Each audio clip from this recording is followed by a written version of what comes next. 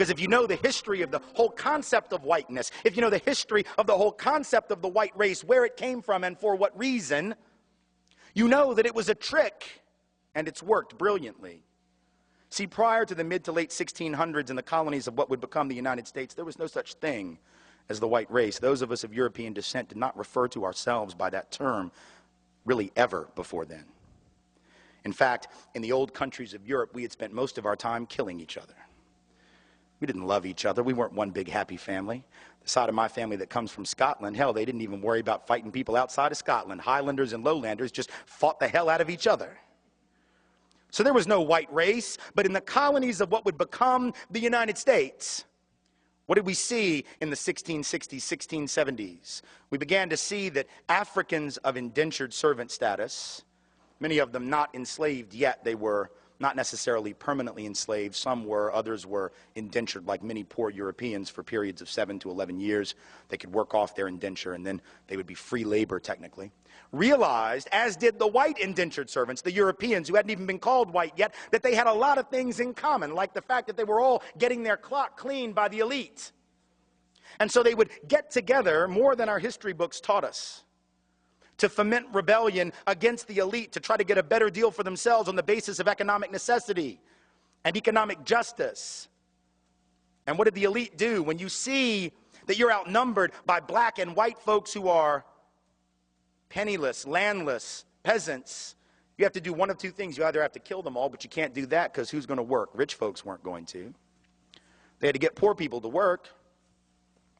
The whole point was to be a person of leisure back in those days. That was the goal, was not to work. So you couldn't kill them all. You didn't want to kill them all. You had to do the work yourself. You had to build your own levee, build your own house. No. Pick your own tobacco, harvest your own cotton. No, we're not going to do any of that. So you can't kill them, but you can co-opt them. And so the elite in Virginia, for example, in the colony, begins to give certain carrots to people of European descent, saying things like, you know, we're going to let you own a little land. Not much, but just a little. And we're going to get rid of indentured servitude. Now you're free labor. And by the way, once you're free labor, you get 50 acres of land. Just because you're free labor, see? So we're going to cut you in on this deal. We're going to let you enter into contracts. We're going to let you testify in court. And here's the best of all. We're going to put you on the slave patrol to keep those people in line, right? The idea was you're still going to get your clock clean. We still don't like you. We still aren't going to really empower you or change your economic subordination. But we're going to make you honorary members of this team, and you're going to help us keep those other people down. And so they got a little taste of power, and it did effectively divide and conquer those coalitions. Those rebellions began to stop almost instantly. Fast forward to the Civil War era, you have rich white folks in the South, where I come from, standing up and openly admitting that the reason they're prepared to secede from the Union, and the only reason they ever articulated publicly, ever, was to maintain and extend slavery and white supremacy not only where it already existed, but into the newly acquired, that is to say, stolen territories from Mexico to the west. That was what they said. Now we lie about it. We say it wasn't about slavery, that it was about states' rights. Yes, the right of the states to keep and maintain slaves, exactly. But back then they had no shame, so they didn't try and cover it up. They openly said it, but once again, the rich didn't want to go do the work. Are you kidding? No. They're going to get poor people to go fight for them.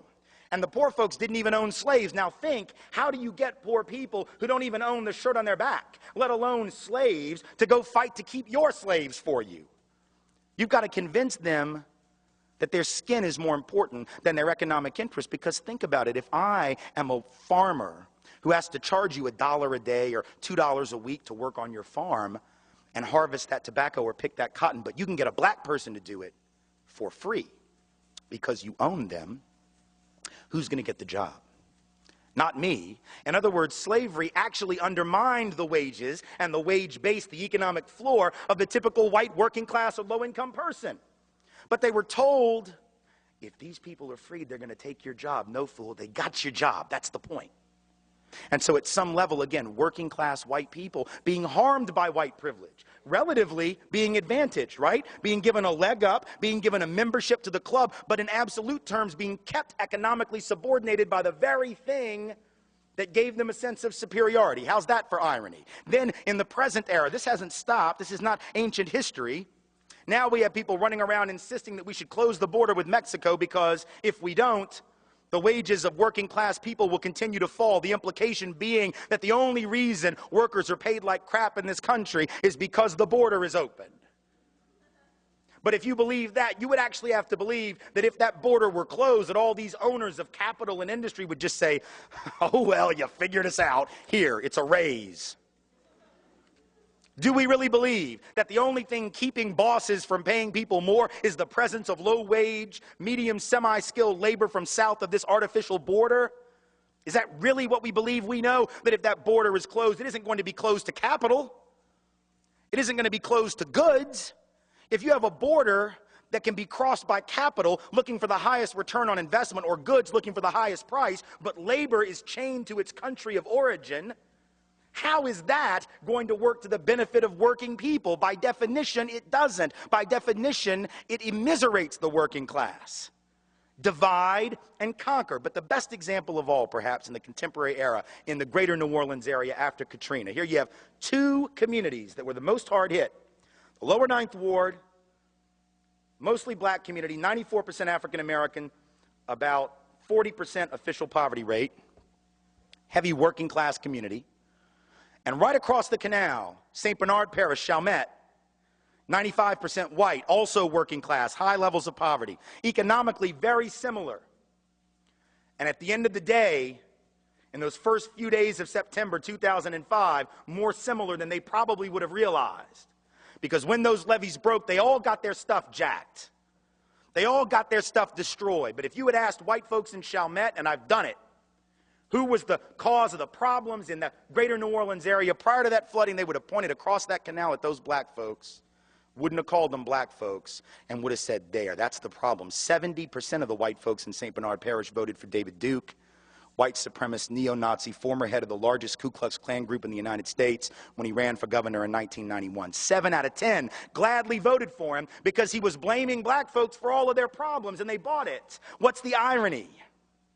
The irony is that while they were blaming black people for their problems, while they were blaming black people for the conditions of the greater New Orleans area in which they lived, nobody was paying attention, least of all they, to the fact that these white elite politicians, either in Baton Rouge or in Washington, whose job it was to secure those levees, to make sure that levee funds were spent in the proper way and that they were spent at all, those mostly white and mostly elite politicians did nothing. At the end of the day, it wasn't just the black folks in the lower Ninth Ward they didn't care about. They really couldn't have given a rat's ass about those poor and working class white folks either.